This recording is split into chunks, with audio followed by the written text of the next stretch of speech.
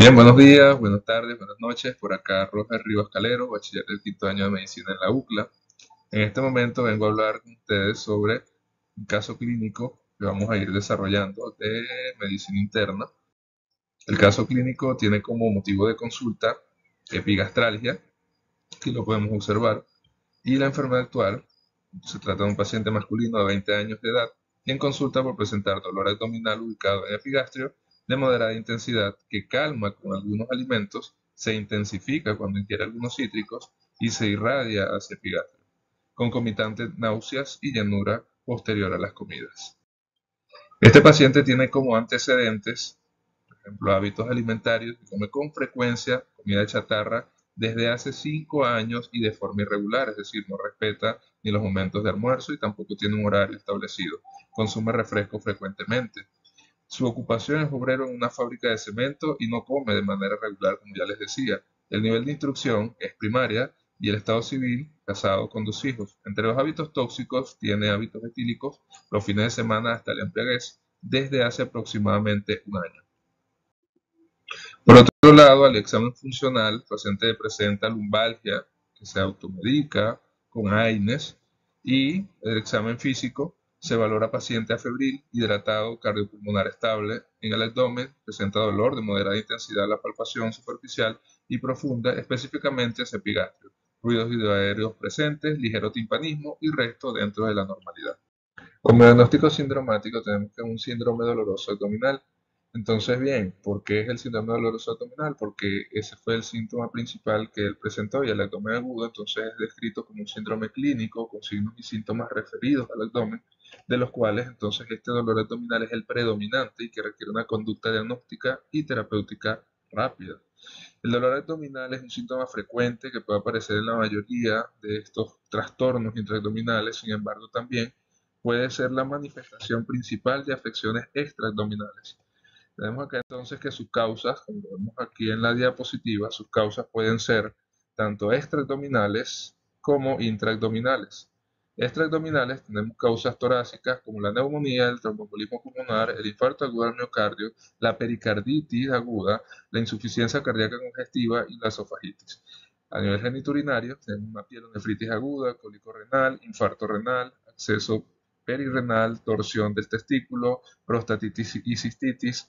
A nivel metabólico, acidosis diabética, insuficiencia suprarrenal y uremia. Y a nivel neurogénico, herpes zóster con presión de D4 a D12. A nivel intraabdominal tenemos que pueden ser tanto inflamatorias, mecánicas, de hemoperitoneo, isquémicas y funcionales. Estas son respectivamente gastritis, úlcera péptica, colecistitis, colangitis, hepatitis, acceso hepático, apendicitis, gastroenteritis, enfermedad intestinal inflamatoria, diverticulitis, colitis, pancreatitis, adenitis mesentéricas, enfermedad pélvica inflamatoria y endometritis.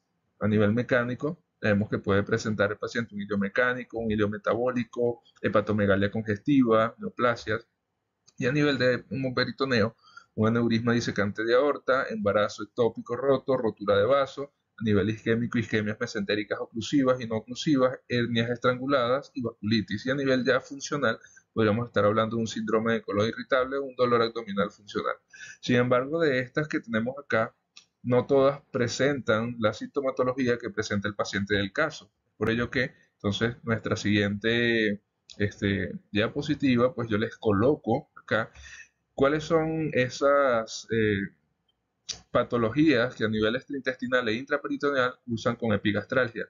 Dentro de ellas tenemos las torácicas como un infarto agudo al miocardio que pueden presentar epigastralgia, esofagitis, a nivel metabólico acidosis diabética, uremia, a nivel intraperitoneal tenemos la gastritis y la úlcera péptica, colecistitis, colangitis, hepatitis, acceso hepático, apendicitis y enfermedad inflamatoria intestinal.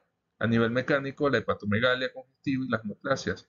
Y a nivel de hemoperitoneo, y aquí le coloqué de una vez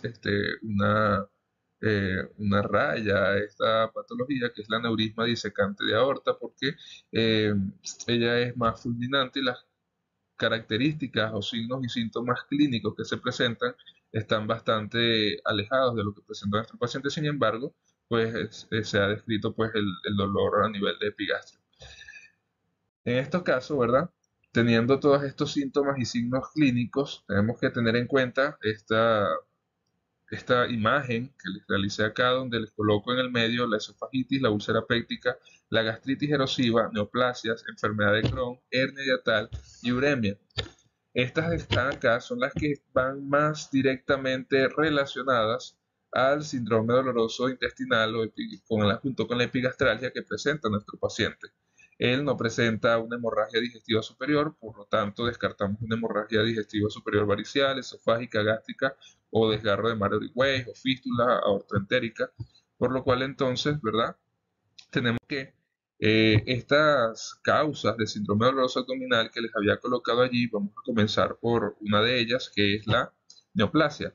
Nuestro paciente no refiere síntomas constitucionales tales como pérdida de peso, no refiere a anorexia, distensión abdominal o astenia, por lo cual entonces vamos a eh, quitar entonces la neoplasia de los posibles, digamos, diagnósticos nosológicos. Por otro lado, entonces tenemos la enfermedad de Crohn, aquí la vemos. Esta enfermedad de Crohn es poco común. La frecuencia de la enfermedad de Crohn gastroduodenal es solo del 1 al 2% y además nuestro paciente no refiere ni diarrea ni manifestaciones extraintestinales como fiebre, anorexia y artropatías, bien sea rigidez, artralgia o limitación funcional. Entonces vamos a quitar la enfermedad de Crohn. A nivel de hernia hiatal, es importante entonces tener en cuenta y darnos cuenta que nuestro paciente no refiere a algunos síntomas característicos de esta hernia hiatal como son regurgitación, reflujo del ácido estomacal, disfagia, disnea, así que quitamos la hernia hiatal. Por otro lado, la uremia, nuestro paciente no refiere alteraciones en la orina ni una enfermedad renal de base, por lo cual nos estamos quedando con estas tres, una esofagitis, aquí podemos ver una imagen alusiva a la esofagitis, una úlcera péptica o una gastritis erosiva. Ahora bien, entonces ahora tenemos estas tres patologías. Nos quedaron ya de el descarte que íbamos haciendo ya con las otras, ¿verdad? Que no tenían tanta relación con nuestro paciente. Tenemos entonces la esofagitis, la gastritis erosiva y la úlcera péptica. Es importante tener en cuenta entonces que nuestro paciente no refiere reflujo, disfagia, ni regurgitación ni tos, por lo cual entonces descartamos la esofagitis. Sin embargo, a nivel de la gastritis erosiva, nuestro paciente presenta factores de riesgo importantes como dolor en epigastrio. Sin embargo, la sintomatología de la gastritis erosiva y la enfermedad ulceropéctica es prácticamente indistinguible clínicamente con respecto a la tercera que nos queda, que es la úlcera péptica, ya que forman un continuum fisiológico. Pero a pesar de que está descrito que el dolor epigástrico por gastritis erosiva es agravado con la ingesta y el dolor epigástrico por enfermedad ulceropéctica es atenuado con la ingesta. Esto no es un criterio, ojo, definitivo, ya que cerca del 70% de las úlceras gástricas exhiben el mismo patrón que la gastritis erosiva, es decir, que es agravado por la ingesta. Por esta, la única manera de establecer un diagnóstico de certeza es mediante una endoscopia superior en la gastritis erosiva, que es donde muestra lesiones que son múltiples y superficiales. No llega a la muscular de la mucosa, en cambio en la enfermedad ulceropéctica suele ser única y profunda y se extiende hasta la muscular de la mucosa, ¿ok? Sin embargo, pues nuestro paciente, como bien lo veíamos, pues él refiere o siente alivio en el momento de la ingestión de los alimentos, a su vez también que tiene un antecedente donde eh, él no tiene una constancia, una regularidad en sus alimentos, come desde hace 5 años comida chatarra, tiene una inconstancia a la hora de comer, a su vez está sometido a abundante estrés y también pues es una persona joven. Todos estos factores, ¿verdad?, van directamente relacionados con el aumento de las sustancias agresivas a nivel de la mucosa gástrica, como lo es em, el ácido clorhídrico, la pexina, el pexinógeno y la predisposición a ser, digamos, infectado por una bacteria, un bacilo gram negativo como es el Helicobacter pylori, ¿ok?